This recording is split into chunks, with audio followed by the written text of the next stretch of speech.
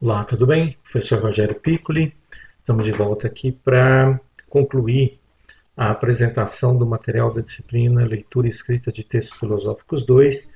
Nosso foco agora será na estrutura da resenha, ok? Então, esse é o último vídeo da nossa série aqui de vídeos apresentando o material da disciplina, ok? Então, nós falamos nessa unidade 4 do resumo, como parte da resenha, e agora nós vamos falar sobre a estrutura da resenha. Então, dissemos acima que o resumo é um elemento constituinte da resenha acadêmica, mas a resenha acadêmica não é meramente um resumo. Apontamos também que o resumo ele tem um papel instrumental importante, ele é um primeiro registro documental do nosso processo de investigação e leitura de bibliografia de interesse para a nossa pesquisa. Então, a gente começa sintetizando as nossas leituras por meio do resumo, né? A resenha acadêmica, por outro lado, ela não tem um papel meramente instrumental de descrição e registro das partes de um texto. Ela tem o objetivo principal de oferecer uma apresentação e uma avaliação de um texto acadêmico a um público potencial, também acadêmico, né, de pesquisadores, que podem vir a se interessar por esse texto resenhado. No nosso processo de investigação, o investimento de recursos financeiros e de tempo para a realização de leitura de um texto é relativamente alto.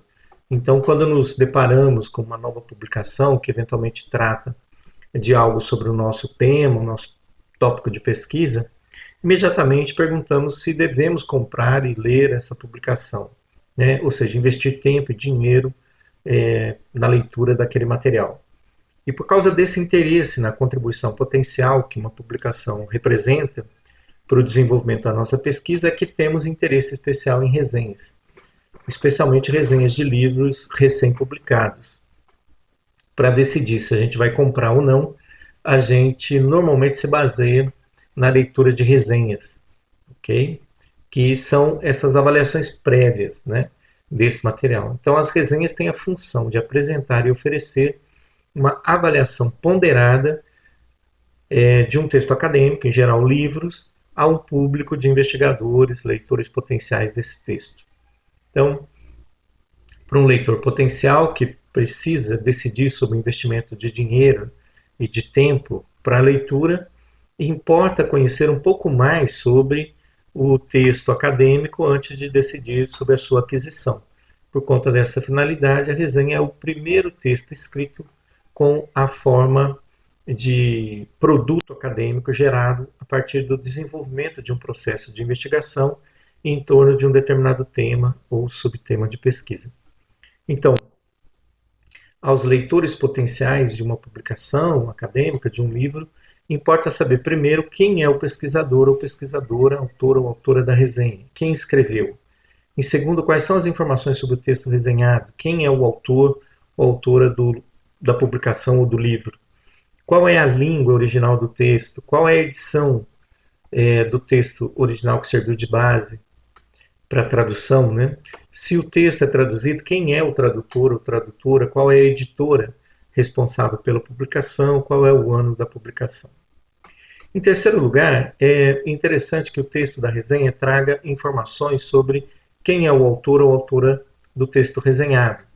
Quais são as informações sobre a sua formação, sua produção, interesses e reputação acadêmica?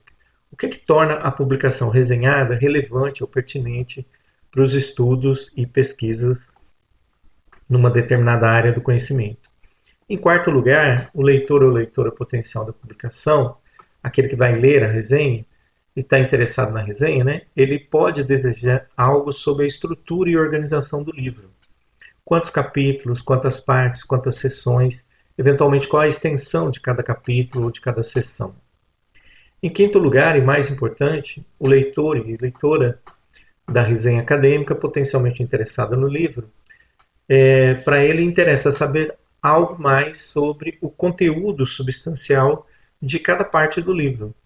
Qual é o tema, o aspecto do tema discutido no livro e em cada parte principal do livro. Quais são os problemas investigados no livro como um todo, mas também nas partes principais. para cada problema específico que o autor ou a autora propõe, qual é a solução que ele está apontando, né? Ou, em outros termos, frente aos problemas levantados, qual é a posição ou posições defendidas pelo autor do livro. Também pode ser do interesse quais são os argumentos e evidências apresentados para sustentar e defender as posições. As respostas a essas perguntas são decisivas para que o leitor e a leitora da resenha, que se coloca como alguém potencialmente interessado no livro resenhado, né, ele possa eventualmente tomar a decisão de adquirir o livro. Em sexto lugar, também pode ser de interesse do leitor ou leitora algumas informações adicionais, né, bem como o próprio parecer do resenhista, na condição de alguém que leu a publicação e aparentemente está em condições de emitir algum juízo crítico a respeito daquela produção ou publicação, né? Então, a seguir apresentamos e comentamos alguns aspectos dos livros que são ou podem ser levados em consideração nessa avaliação crítica. Normalmente, na resenha, a gente apresenta o resumo e uma segunda parte interessante da resenha é essa avaliação crítica sobre aquele material lido, né? Daí que a resenha acadêmica normalmente é apresentada como resenha crítica. Eu considero que, se tratando de livros acadêmicos, argumentativos, filosóficos, seria mais apropriado empregar a expressão resenha acadêmica. Isso porque a expressão resenha crítica pode abarcar textos literários e não literários, que não têm uma natureza puramente argumentativa filosófica. A resenha crítica de um texto literário, em geral, pretende oferecer uma avaliação da trama, do estilo, das características e complexidades dos personagens. Normalmente, o foco recai sobre aspectos estéticos e o tipo de experiência que a narrativa descreve e que tipo de impacto estético aquele texto proporciona ao leitor. A avaliação desse tipo de texto tende a ser mais um exercício de interpretação, guiado principalmente por critérios estéticos. Então, a expressão resenha crítica, ela também pode ser estendida à resenha de textos que são não estritamente acadêmicos, né, argumentativos, né? Então, como textos jornalísticos ou sobre elementos históricos. E, em geral, a resenha crítica de textos sobre elementos históricos, ela cuida de avaliar a precisão e a contribuição do texto para a compreensão e interpretação de fatos e eventos narrados, né? Então, resenhas críticas de textos jornalísticos, que é diferente das resenhas de textos históricos, né? Os textos jornalísticos tendem a realizar uma análise crítica da estrutura do relato, das fontes e da imparcialidade do texto. Então, resenhas críticas podem ser literárias ou não literárias. Resenha crítica não literária, por exemplo, textos históricos ou textos jornalísticos.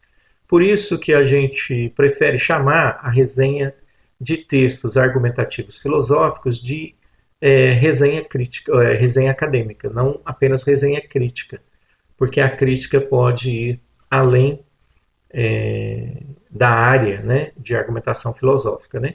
Então, na avaliação crítica de um texto acadêmico do tipo argumentativo filosófico, em geral, o resenhista procura oferecer elementos que também permitam uma avaliação ponderada e equilibrada da obra resenhada. No entanto, a ênfase das resenhas desse tipo de texto recai sobre outros aspectos que são muito diferentes das resenhas críticas de textos narrativos, literários e de textos descritivos, né?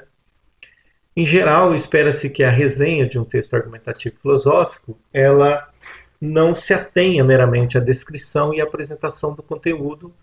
Espera-se que a avaliação proposta na resenha se atenha também a um conjunto mais detalhado de textos, de aspectos do texto resenhado. Muito bem.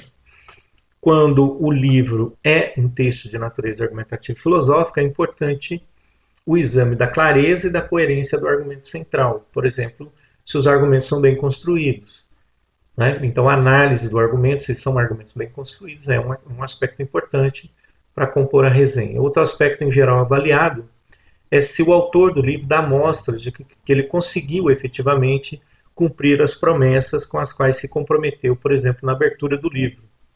Afinal, importa para o leitor potencial se essas promessas foram efetivamente cumpridas ou não ao longo do livro, né? E é desejável que a estrutura argumentativa da obra como um todo seja avaliada quanto à sua coerência ou inconsistências internas. Enfim, é desejável ao leitor potencial saber se o autor foi capaz de responder adequadamente aos problemas e questões com os quais ele se comprometeu no livro. Então, esse é um primeiro elemento de avaliação que deve constar num livro, numa resenha de livro, né? Outro aspecto crucial que interessa o leitor potencial do livro é a força e a originalidade dos argumentos. Por isso é desejável que o autor da resenha possa examinar o texto e dizer se o texto oferece ou não interpretações ou perspectivas inovadoras. Também importa se o autor do livro faz uma defesa argumentativa mais acurada, no sentido de considerar ou antecipar ou responder possíveis objeções e contra-argumentos. Então, isso é uma qualidade, digamos assim, de um texto filosófico, e quando a gente está fazendo a resenha, a gente precisa apontar se isso está presente ou não na obra, né? Em geral, uma resenha bem elaborada, ela explicita algo acerca da adequação do texto para um público-alvo, qual que seria o público potencial do livro, né? Considerando, por exemplo, se o texto apresenta um vocabulário apropriado, qual é o nível de profundidade, de elementos técnicos introduzidos, aspectos que podem apontar para qual é o público destinatário do livro, se são leigos, iniciantes, com formação básica no tema, ou então se são especialistas. Também importa se o texto realiza um balanço entre ser uma leitura acessível, né, e ao mesmo tempo preservando o rigor acadêmico.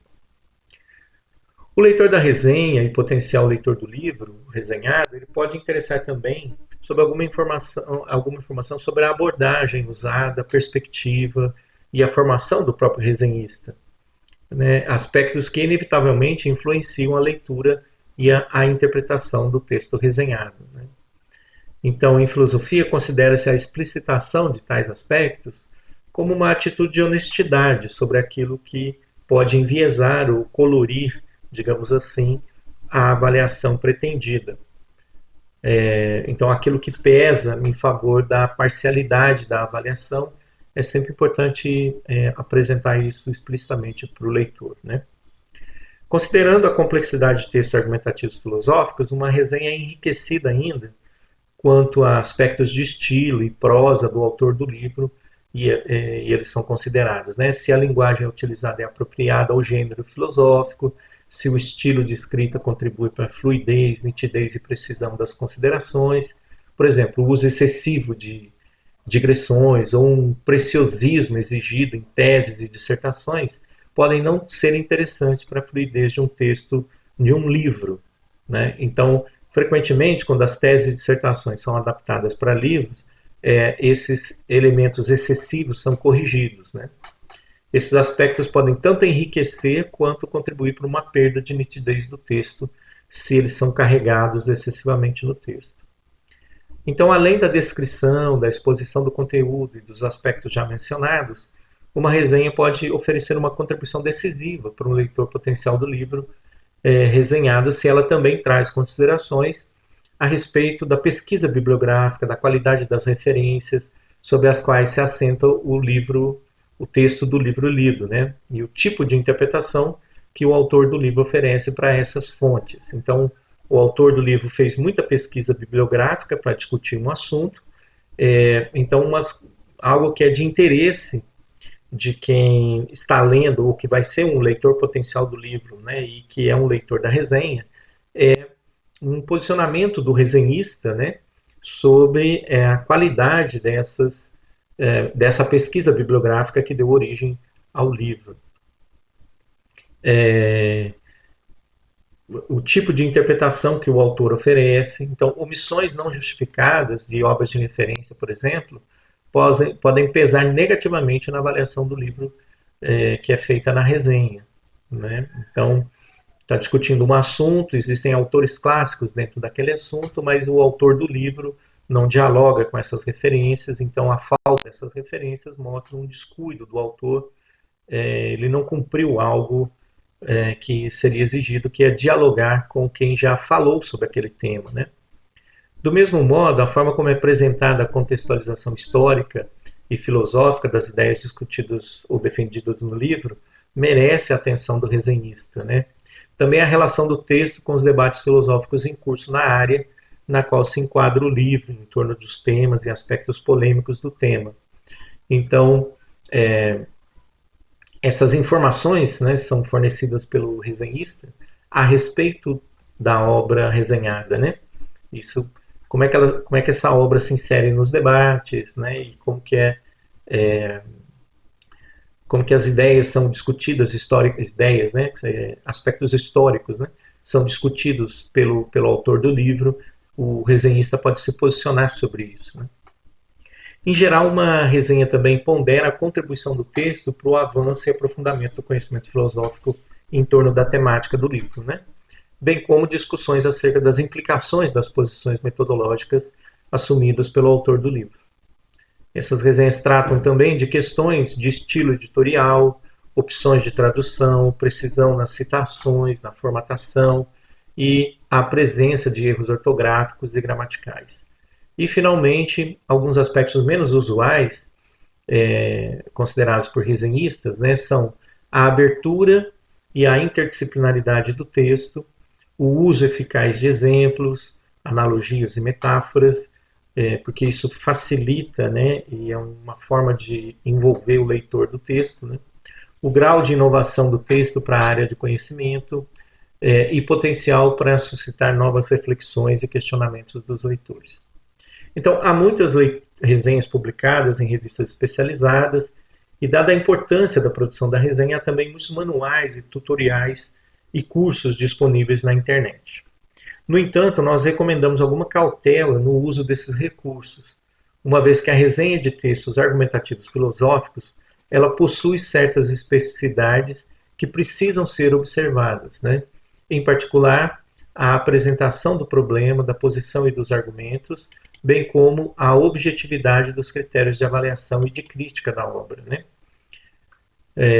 Então, essas são algumas orientações gerais, né, sobre a produção de uma resenha e, basicamente, quais são os elementos que a gente introduz para a avaliação, né, a parte da resenha para além do resumo, né, que seria a parte de avaliação, ok?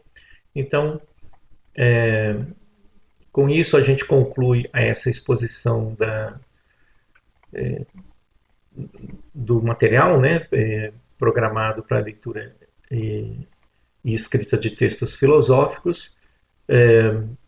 Aqui a gente não desenvolveu um modelo de resenha, mas existem muitas resenhas em revistas especializadas, né, que a gente pode utilizar como modelos, tá certo? Mas aqui nós cuidamos de apontar os, o, a estrutura básica de uma resenha, o que ela deve realizar e principalmente que aspectos a gente olha quando a gente quer fazer uma avaliação de um livro para compor, digamos assim, a parte crítica da resenha, né?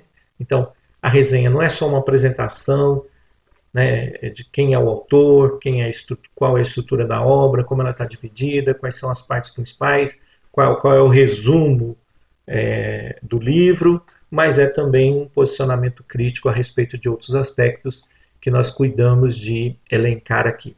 Uma resenha não precisa cumprir todas essas exigências que estão aqui. Ela pode ser, digamos, contemplar alguns e não outros, até porque uma resenha precisa ser um pouco mais sintética, né? Não pode ser resenha que seja muito extensa, tá certo? Senão ela acaba adquirindo a forma de um artigo, né? Mais de um comentário do que propriamente de uma resenha. Né? Então, o foco da resenha é a apresentação e a avaliação crítica de alguns aspectos importantes do texto lido, ok?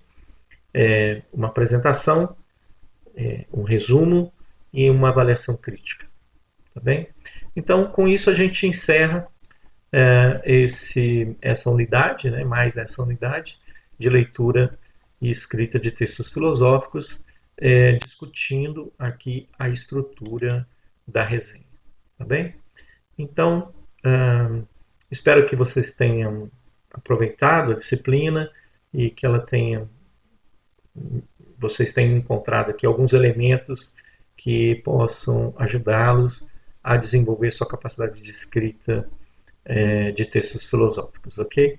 Então, um grande abraço, até uma próxima.